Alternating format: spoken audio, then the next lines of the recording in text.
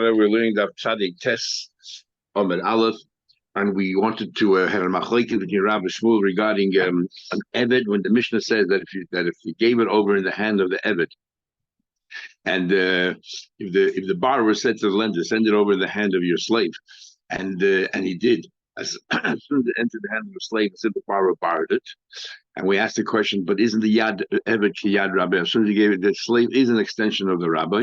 So according to Rav said, yes, according to Shmuel, is talking about an Eved Ivri. So he's an independent person, and therefore if he follows the instruction of the borrower, as if it left the lender's domain. According to Rav, it's talking about Eved Kanani. First he said, it's as if you said to the person, just strike, he said to the lender, strike the animal, and the animal moves out of your thing. It's like a mashicha, and I am kaina, and send your servant with it. It's like I'm getting two animals. So if you hit the animal or make him go, or you call him or whatever. Even the lender, and the chiddush here is that even though the lender is the one who's doing it, the lender is making the kinyan. The lender is acting as two parties here. The lender is the lender, and he's taking it out of his shoes and acting on behalf of the borrower as if it went out from one domain to another domain, which is a big chiddush. Yeah, but he's doing it all himself. Usually you need a second party. He's doing it all himself. And then he concludes, it's not as if he said it, but so in the case he actually said it. And it's not considered she'ila b'bailim. He didn't say, I want the eved to, what do you call it? If you said, for example, if you said to the master, I want you to work with me, to lead the donkey, and the master sends the eved, then it's like the sheila b'bailim, because the eved represents the master. Here you didn't say that. You didn't say I want the master to work. You said I want the eved to come with the. It's like I'm borrowing two products of yours. I'm borrowing an animal and borrowing a slave. So therefore, it's not sheila b'bailim. So up to the Gemara over here. Right about 10 lines at the top of the page. And the Tzadik Tes Amud Aleph. As soon as this animal leaves the domain of the lender, the mesa and it dies, chayiv, the borrower is chayiv, because when it left the domain of the lender, it automatically goes into now the reshus of the borrower of the shayl. Says the Gemara name, let us say, let us say we have a brayso that supports him. It says, Hashaleni paras, lend me your para, v'amalei, and the guy says, biyad me, who's going to take it? V'amalei, the borrower said, Hikisha b'mako, why to strike it with a stick? V'hi tavai, and the animal will come on its own. And it says there, Kivon she yotzes mishus mashal, as soon as the animal leaves the reshus, the domain of the lender, v'meis, and then if it dies, chayav, the borrower already took over responsibility. Clearly, like Rav just learned, that if he just tells him to strike the animal and let it leave your reshus, even though the show is not there and there's no one representing him, the mashal is the one who transferred the animal from his reshus to the show's reshus, which is a very chiddush. Amar Rav Ashi said, no proof from here. Maybe you're right, but there's no proof. Why not? No, this case talking about an extraordinary case. Because nothing to do with Mashiach. It's talking about that there was someone there representing the borrower, his property. What happened was the courtyard of the borrower is inside the courtyard of the lender. And the only way to get from the borrower to the street is going through the courtyard of the lender. And the courtyard of the lender, and he tells the lender, send your animal into my courtyard. So it's the courtyard, the chatzah that was kind of. Nothing to do with Mashiach, nothing to do with just walking outside. There is inside when he sends it out. So where would the animal go if he doesn't let him go to the street? The only other direction is the courtyard of the borrower. That's how the borrower was kind of, not because he just sent him out of the thing. What's the chiddush? If the shayl says, send him into my courtyard, as soon as it enters the courtyard of the shayl's kind of, I need that for. It's talking about the corners and crevices where the animal can go into. So Mao came to some chadaita. Out of the borrower didn't really think that the animal was going to walk into his thing because there were so many other pathways for the animal to go besides the borrowers. Dilma kaimahasa might remain there, but also you won't go directly into the courtyard. There's some chadaita. He relies on it. Okay, so basically we just finished the sugi there with the machlokes Rav Shmuel, and according whether how you were kind of the animal. So Rav came along and said, it's talking about a case of Eved Kanani. So how you kind of, he told him, just strike the animal, let it leave your property, and now be kind of. And that's what Rav said. We brought a brayso to support that. And then Rav said the brayso doesn't really support that view, but that's all it is. what kinyan are we actually talking about? So we learned that kinyan mashiach. So Taisus here has a whole discussion.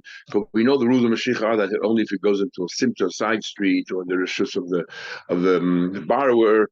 But what about a shusarab? Mashiach doesn't work in shusarab. So does that mean when he says he kisha b'makol, hit the animal with a stick and let it go outside, is only if it goes into a side street? It's the first part. Taisa says yes, not a shusarabi because there's no such thing as kinyan mashiach. But then Taisa says maybe even a shusarabi because in this case the kinyan does not have to be so strong. I'm not taking over ownership. When you take over ownership, you need a much stronger kinyan because I'm completely cutting off the other person's rights to it. In a shusarabi, you can't do that. But yeah, but it's like we're both now owners because you're still the lender, you're still the owner, and I'm taking on responsibilities. So therefore, even concurrently, you're still the owner. So concurrently, therefore, maybe a lesser kinyan is good enough, and even though the mashiach is Rishon, maybe that is sufficient.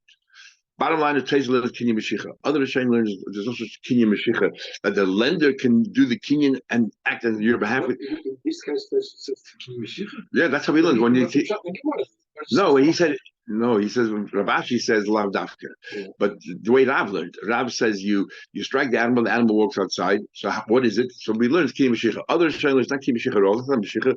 How can the lender be transferor and transferee at the same time?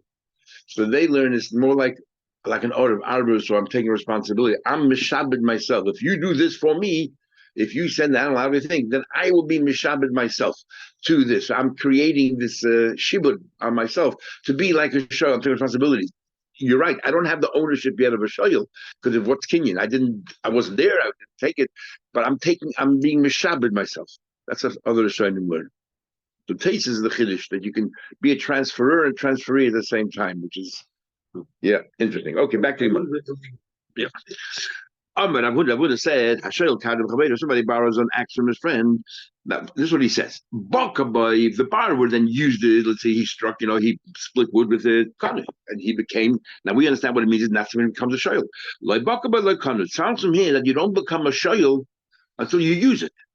So if the item is in his rishus but he's not using it, he's not responsible. That's what it sounds like. What are you talking about? Are you telling me that he does not take responsibility to use it? Part of the Mishashila. How is this any different than a part of? We say that as soon as you borrow it, you already take on responsibilities. You don't have to wait until you actually use it.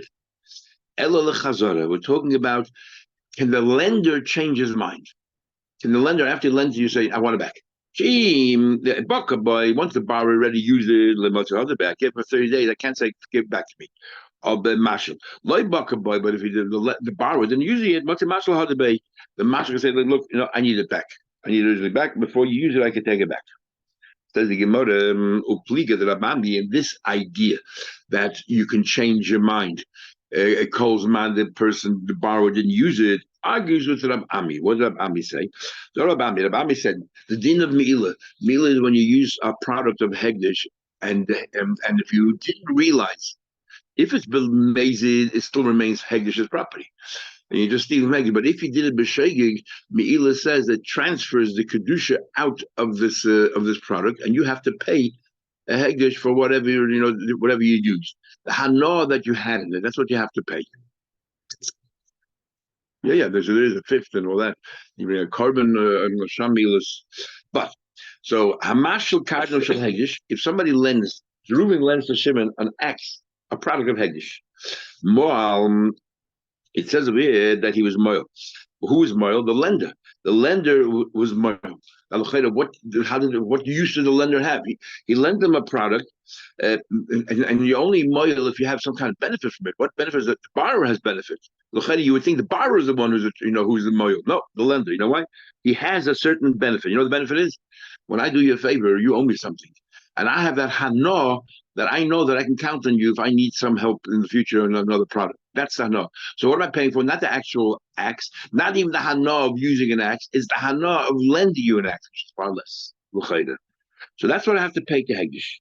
And that amount now is chulin. The amount of money you pay, the equivalent of the axe, is chulin. In other words, how do you say that? You ask, how much money would you pay someone? How much more money do you think is worth the fact that this person now owes you a favor? And that's what you pay Hegdish. I don't know how you actually assess that. When a person can decide which coin they're going to give. Exactly. So how much money? Yeah. If you went to somebody else and said, "Do me a favor, all your mices, all your truma, give to that coin," how much you would be willing to pay? That's how you work that out. Over here, we ask you, how much is it worth to you? This guy is a very wealthy guy, or he has things that you need. So how much is it worth to you now that you know that he can count it and what that you'll get it from? Anyway, Mal, and what's the mila? Not according to the hana that you have from it. The chaveda, now that you transfer it, and your friend now can use the axe because it's chulin. Now that the Shemer deal with Chayda, you only may transfer to Chulin the Taibas Hana, which might be worth $5. The axe is worth $25. So $5 worth of that axe, you're allowed to use as Chulin. But $20 worth of that axe is still hegdish. Yeah, but so long as Hegdish becomes Chulin. What happens in immediately is when you pay or whatever you have, it's no longer Hegdish. Exactly. But how much did you remove in status? Somehow or another, they try to work out some showing that Tavis and is actually worth more than the axe. So the axe, when you use, you ruin it. Over time, you lose it. Exactly. And you chip it here, you chip it there, but Shane gain the Tavis and may be worth even more. Anyway, so you might, and then you ruin a little bit, but otherwise the axe is still intact. So the hana that you have from the axe might not be that much. Be like kanu. Now the question is very simple. You're telling me that when does it all happen? Only when it's used, right? You're telling me before that the only time it happens is that it's used, and therefore there's no real meila until the shoyel uses it.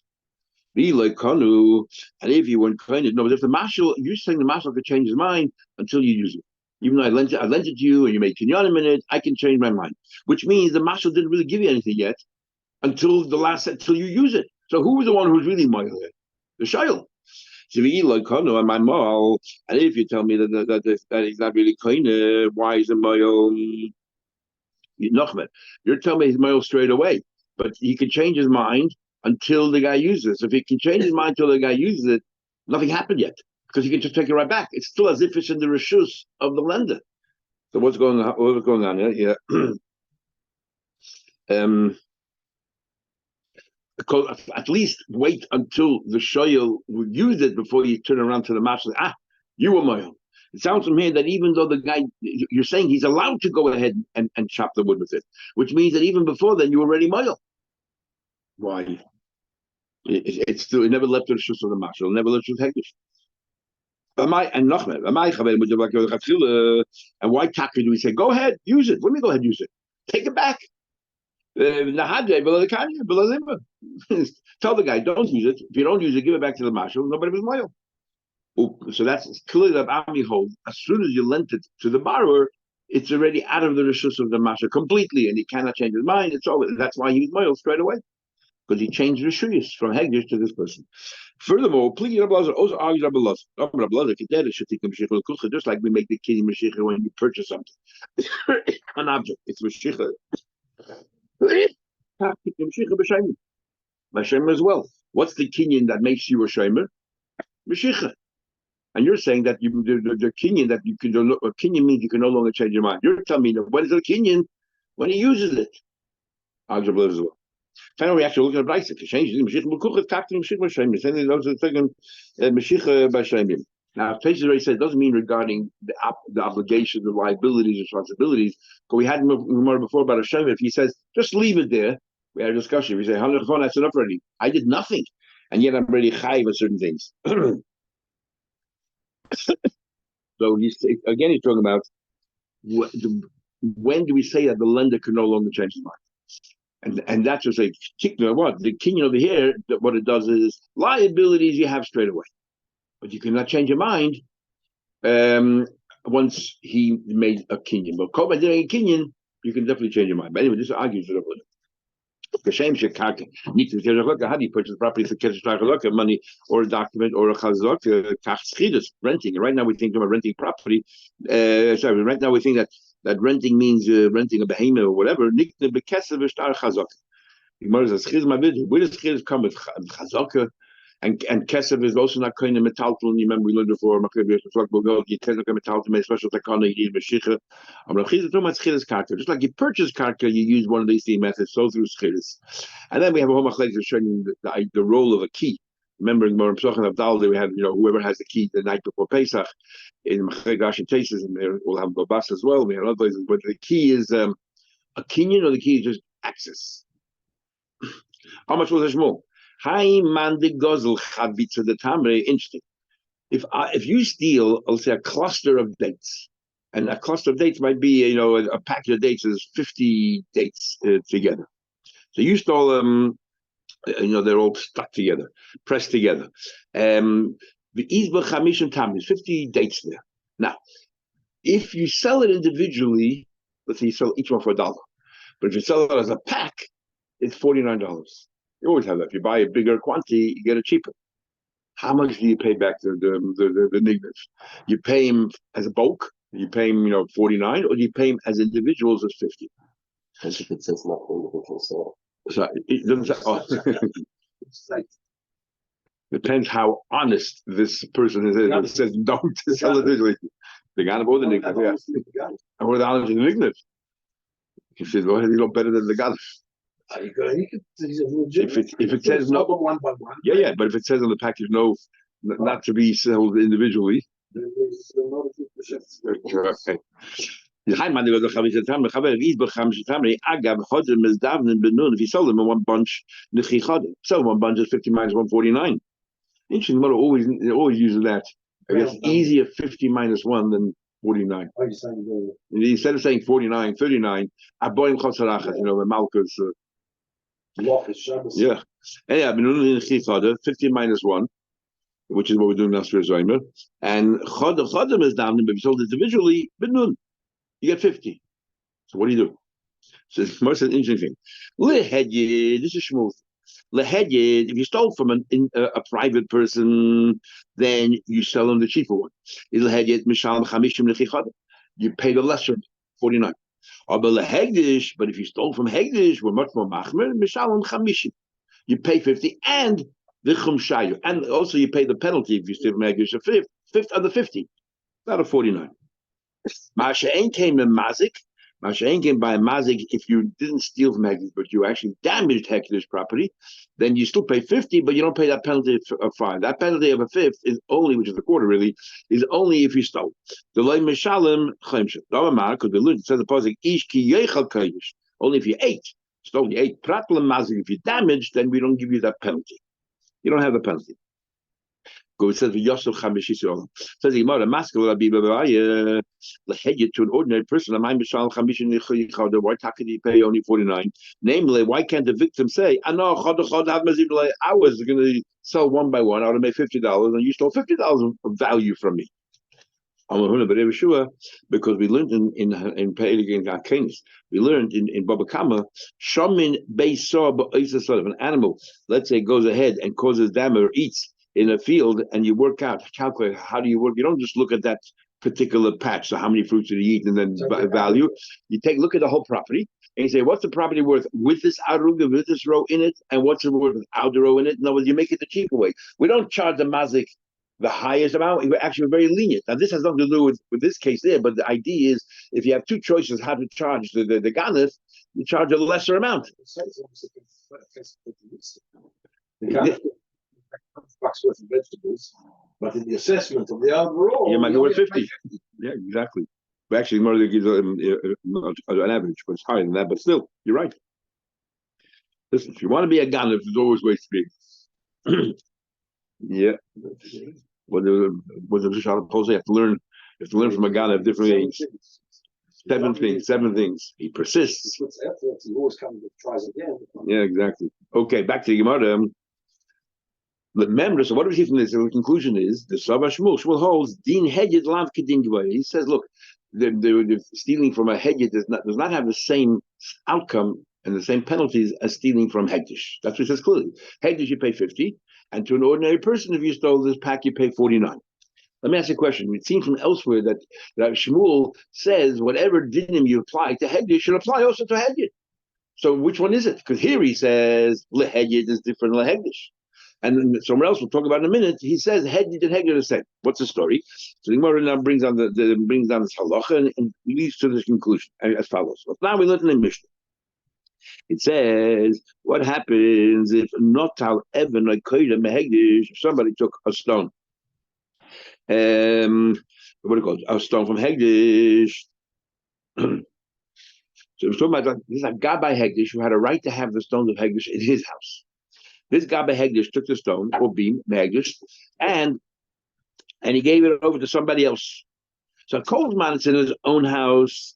Loimal. What's the chilik of sitting on the floor, sitting in the roof? The stone itself, you didn't do anything with the stone. So in the Gabbai's house, there's no problem either. The moment he gave it to his friend, so you change the reshus from the reshus. The Gabbai is part of Hegdish. You change the reshus. That's what you gave him as a gift. Then who more the chaver mo? Who is the one who is moral? He, because he's the one who transferred it out, and the chaver now is chuluk. You have to pay Hegdish the value of the stone, who you, the Gabbai Hegdish, and the recipient of that, the beneficiary of that matana can use it because it's chuluk. What about bona b'terbe? So the Gabbai himself built it into his house. He built that stone in his house. Loy mo. He's not moil. Now, why isn't he moil? He built it. He built in his house. Ad sheyoda tarta b'shava pruta. We're talking about, let's say, he didn't actually change the stone, he didn't chisel the stone, because that's a whole, if he shaped the stone or reshaped the stone, what I'm talking about. He took the stone as is, and he put it, there was a skylight, he filled the skylight with it. We have more chagiga. And when are you moil? When you have some kind of benefit from it. He sat underneath a shava pruta. Now, Hegdish is not aware that you're having hana using the stone. It's in your house. They know what you're doing in your house. I'm having hana. The stone is not being affected at all. So this is the case of zenene. It doesn't matter if the Hegdish was sitting on the floor or sitting in the ceiling. Makes no difference. Stone hasn't changed. You're having hana. Zenene. We had a whole discussion of Chafal Bava Kama. What's the din zenene whether you have to pay. When we talk about a chotzer that you generally don't hire out. You don't hire out. You don't do anything with it. So it doesn't affect you, the landlord. Exactly. And me, and I'm the type of person, I would have had to rent somewhere else. So I benefited. I'm not paying rent now. So then, do I have to pay or don't have to pay? That's what we had a discussion. So let's glean from here. So 1 second. So Yosef Babu Kamei Rabbi Yechon. Babu said to Rabbi Yechon. The Yosef Kamei Shmuel. He said the name of Shmuel to Rabbi Yechon. So obviously the Rabbonim in Bavel had students. They shared with the Rabbonim at Yisrael, and they passed on information back and forth. We even had Rabbi Abasi came back and forth. Ravin came back and forth. Kiyosef Ravin. Yeah. So he said, let's glean from here. If I live in your property without your knowledge. You're telling me Hegdish, I have to pay. I'm moil. Even though Hegdish has no idea, I am moil, and because I was then so you have to pay. So therefore you're moil, and so on and so forth. So let's learn from here that Hegdish, the same thing applies. I'm moving to the courtyard without permission. I have to pay. Shmuel said that. So what is he from here? He's comparing the laws of a Hedyin, ordinary person, to the laws of Hegdish. How does that work? You just told us a minute ago that Hedyin and Hegdish have two different sets of rules. So what's going on over here? Yeah. Now there's a big machlekes to show you, by the way. This whole concept of zen nen or zen loy chasser, you're potter from paying. Is it only if the guy doesn't know you're there? Or even the guy does know you're there because they want to learn from Rashi here, the way Rashi, the whole gang in Rashi here is. It doesn't matter, but he didn't say to you, I'm Meichel, and it wasn't 3 years that he had to be Meichel. Can he take it in title and say, you squatted, and you owe me money? So they want to learn from Rashi that the only time Zen Nen of Zela Chosser is potter is if, sometimes use expression, going zoo, kaifin on middle's dime, what do you care if he sits there? Is only if the guy's not aware of it. And you found out afterwards, oh, you've been there for the last 3 months, so on and so forth. Others learn, no, makes no difference whether the guy knew or didn't know. Even the guy knows, since he's not losing anything, you don't have to pay. Anyway, Gemara asks a question. How can you go on here? Says the Gemara, Amalei. So he said to who said to him?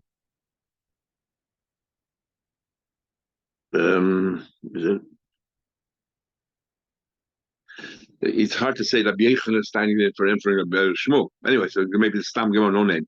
How does Shmuel Mahi? Shmuel changed his mind of what he said about Zenez al-Chassid. So the Gemara, I know which one he changed his mind from. Maybe he maintains his opinion about Zenez al-Chassid compared to Hektish, but he changed his mind about our opinion about paying $49 versus $50.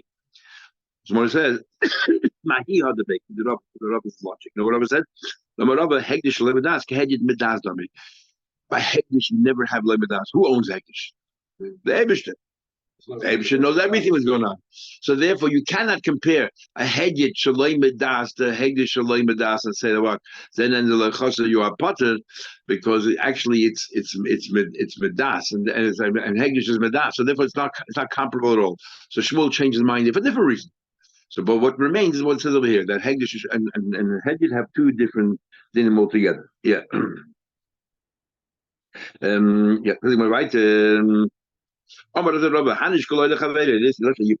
hire these people, movers, let's say, to move your furniture or move something of yours. Or you want them to move barrels of wine, and then and what happened was it broke. They broke the barrel of wine, so they have to pay.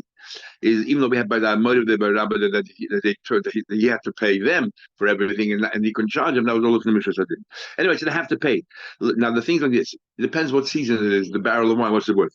The chava, the shukah, and the day, and the market day is davna bay. When a market day was a big demand, the price will go up. The rest of the year, it's worth only 4. So I had to lay the if it comes the market day and they have to pay back just then they have to give back a barrel of wine. But the rest of the year, the rest of the year that if they're paying him back the rest of the year, they have to pay him back 5 because the owner argues, I could have kept this barrels have longevity, they're not perishable item, and I would have sold it for 5, the maximum. And then you have to mean 5. When do we say that you cause the loss of 5? When can the owner of the storekeeper say, look, I would have used it to sell for 5. If he had no other barrels of wine, it's the only one, look, I would have sold it. If he had other barrels of wine to sell and it's still sitting in the store, he can't say, oh, I would have sold this one. Yeah, you didn't. He said, that you would not have sold it, so you have to pay only 4. You should have sold those. Now, the 4 or the 5, whatever it is, you deduct, the storekeeper then deducts, that the fact of the matter is he didn't have to worry about the wine at all. He just give me cash. Cash is always better. Cash is king. So therefore, there's some benefit there. You ask them, what would you rather have? Or what would you rather have? Cash or would you rather have the barrel? What would you do with the barrel of wine? You would have sold it. So now that I don't have to worry about buying it and what if guy returns it to me, the headaches and the this. I don't have to have a bookkeeper. You have the cash in my pocket. It's worth something. So you deduct that from the 5. And you also deduct with Domi Bazan Yosa. You have to put a spout in there. If you're selling it to somebody, you got to make it ready.